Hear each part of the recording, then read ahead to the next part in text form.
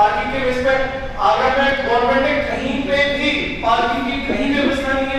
आप एक जगह भी ले जाइएगा जहां पर संजय प्लेस हो, एमजी रोड हो या कहीं पे भी किनारे बाजार हो या शाहगंज हो, सब जगह दुकानदारों ने अपने दुकानों के बाहर बड़े बड़े व्हीकल खड़े कर रखे हैं, लेकिन कहीं पे भी व्यवस्था ही नहीं है। आप बच्चों को देख लीजिए, रोज जाम लगता है, कितना भी वो गलियों में गाड़ी खड़ी करते तो भी कोई फर्क नहीं पड़ता। तो अब इसमें हम लोग क्या कर सकते हैं? पार्किंग की वजह से ट्रैफिक, फिर रोडों पे गड्ढे और हर जगह गंदगी, उसके लिए हम क्या कर सकते हैं? वो मेरा कहना था कि उसको ज्यादा हम लोग पार्टी में क्या करना है, इसका आपका सवाल जो पड़ा हुआ है और हम लोग इसके बारे में लगातार सोच रहे हैं और इसके बारे में सरकार भी रोड सेफ्टी कमेटी में लगातार इसके ऊपर डिस्कशन चलता है। तो चांस ये है कि कोई ना कोई जगह निकाल के उनमें पार्टी बनानी चाहिए, इसके लिए ये सो रहे हैं। अब अगर हम लोग इसको झंझोड़ेंगे तो शायद जा जाए। डॉक्टर मुनीश्वर गुप्ता हम लोगों के बीच में, डॉक्टर मुनीश्वर गुप्ता लगातार पिछले पता नहीं कितने सालों से, मतलब मैं बच्चा था तब से लड़े जा रहे हैं इस शहर से। देखते हैं डॉक्टर मुनीश्वर गुप्ता साहब से कमेंट्स। तो इस पर एक बात ध्यान आ गई, इससे पहले ये अभी प्रभु सिंह से पहले जो पंकज कुमार डीएम थे, तब एक आईएमए का एक डेलीगेशन उनसे जाके मिला।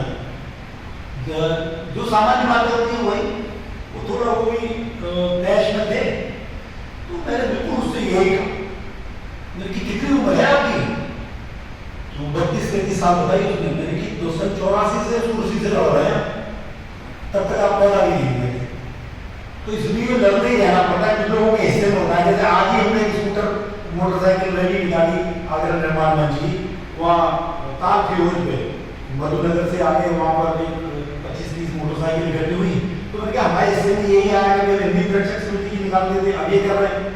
ये जो बातें हैं ना, ये वाकई सबसे ज्यादा प्रशंसनीय बात तो ये प्रयास जो है ये है कि जागरूकता की निशानी है कि आप अपने घर से, अपने घर को साफ सुथरा रखने से अलग भी आप सोचते हैं कि कुछ और बेहतर हो जाए, मेरा शहर बेहतर हो जाए, मेरी गली बेहतर हो जाए।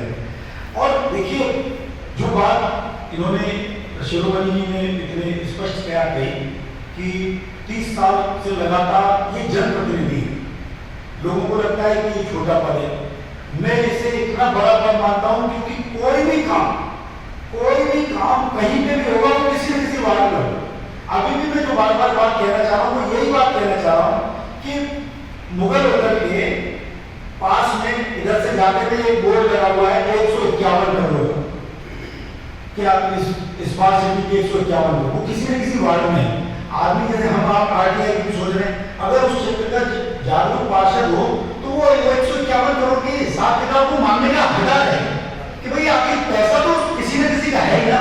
सरकार के पैसे को जब भी अपना मानना शुरू कर देंगे, उसी दिन से सुधार शुरू हो जाएगा। अपने मन में जरा सा भी डर आना शुरू हो गया कि ये पैसा क्यों वेस्ट हो रहा है, ये चीज क्यों बन रही है। जैसे हमारे घर में कोई भी चीज होती है, हम सुविधाजनक तरीके से ये निकालना चाहते हैं कि इसमें कैसे कम खर्चा हो, ऐसे ही चीजें, बहुत सारी चीजें ऐसी हैं जो अच्छी हो सकती हैं। बार बार मैं ये वाली बात कहता हूँ कि जितना पैसा आ रहा है, कोई एक्स्ट्रा पैसे की जरूरत नहीं पड़ेगी। तनख्वाहें आप कम कर नहीं सकते, लगभग 3/4 हिस्सा तनख्वाह का, उसके बावजूद भी 1/4 हिस्सा जो है, जो नगर निगम वगैरह के पास आता है, उससे पूरा शहर अच्छा हो सकता है। और उसमें जागरूकता की जरूरत ये है कि हमारा उस पार्षद से हम जो मैं तरीका सोच रहा हूँ वो ये है कि देखिए लंबे समय कोई भी चीज चलती है, पावर करप्ट ये नियम है, एब्सोल्यूट पावर करप्ट एब्सोल्यूटली ये भी नियम ही है। ये कहावतें कोई 100-500 साल में बनती हैं, जो ये बनी है कि power corrupt and absolute power corrupt absolutely बिल्कुल वही बात है। कोई पार्टी का भेद नहीं है। इन जनरल जो पावरफुल हुआ है वो करप्ट हुआ है। ये कोई अपने आप को कितना भी साफ बनाने की कोशिश करे, अगर उसके पास हिसाब देने की हिम्मत नहीं है, अगर हिसाब देने की हिम्मत नहीं है तो वो करप्ट है। इन जनरल यही होगा। मेरा बार मैं अभी इस लाइन में कोशिश कर रहा हूँ, बहुत बड़ा काम है ये, कोई मामूली काम नहीं है। आगरा बहुत बड़ी जगह है, लेकिन जागरूकता अगर आ जाएगी तो निश्चित तौर से जैसे एक अधिकारी जूनियर इंजीनियर करता है ना, ऐसे ही सार्वजनिक जीवन में पॉलिटिशियन भी करते हैं। पार्षद को भी ये डर लगने लगेगा कि अगर मेरे क्षेत्र में कोई बड़ा भ्रष्टाचार पकड़ा गया तो मैं भी उसमें कहीं न कहीं बदनाम बन रहा हूँ। तो ऐसा करके भी एक प्रयास चल रहा है शहर में। एक तो मुझे व्यापार शब्द पसंद नहीं आया जो मैं कहना चाहता हूँ, इसको कुछ थोड़ा सा इसमें और अच्छा शब्द हो सकता है। क्योंकि हम कोई रोने के लिए नहीं है, हम तो अपने अधिकार के लिए लड़ रहे हैं कि भाई आगरा को कैसे बेहतर किया जाए।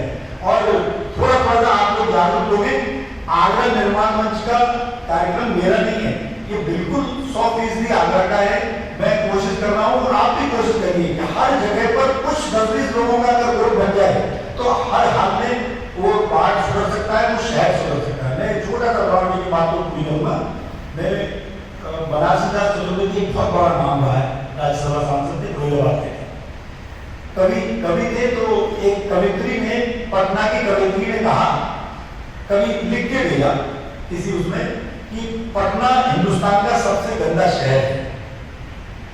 बनारसीदास जी फिरोजाबाद के थे, उन्होंने कहा कृपया फिरोजाबाद से यह गौरव न छीने, फिरोजाबाद है सबसे गंदा शहर, मुझे यह नहीं है। तो हमने एक चेयरमैन के बदलने से अपने शहर को साफ सुथरा और बड़ा होते देखा और उसका तरीका यही था, जैसे आप कहते हैं किसी के मन में हो मुझे पैसा नहीं खाना, तो वो आके हमारी गली में भी अगर कोई काम करा होगा सरकारी तो वो आएगा, 4 मस्जिद लोगों को इकट्ठा करेगा कि ये वाला मान पास हुआ है ठेके में, ये वाला टाइम लगना है, आपकी देखभाल की जरूरत है, ये ठेकेदार से काम कराने की जिम्मेदारी आपकी है। ये जब तक यहाँ का काम अच्छा नहीं होगा तब तक ये आप अगर इसमें लिया रखे होगा तो काम ठीक करेगा। ये बिल्कुल सही बात है। अगर जगह सा भी ऐसा थोड़ा सा मूवमेंट बना लें, हर हालत में चीजें बेहतर हो सकती है। और मैं संजय और ये सभी लोग इस प्रयास में लगे, इसको बहुत बहुत साधुवाद कहता हूँ। अपने शहर के बारे में सोचना हम लोगों की जिम्मेदारी है, कर्तव्य है, और आप उसे कर रहे हैं और हम उसे करने की कोशिश कर रहे हैं, लोगों को जोड़ रहे हैं, यही बहुत महत्वपूर्ण बात है। धन्यवाद।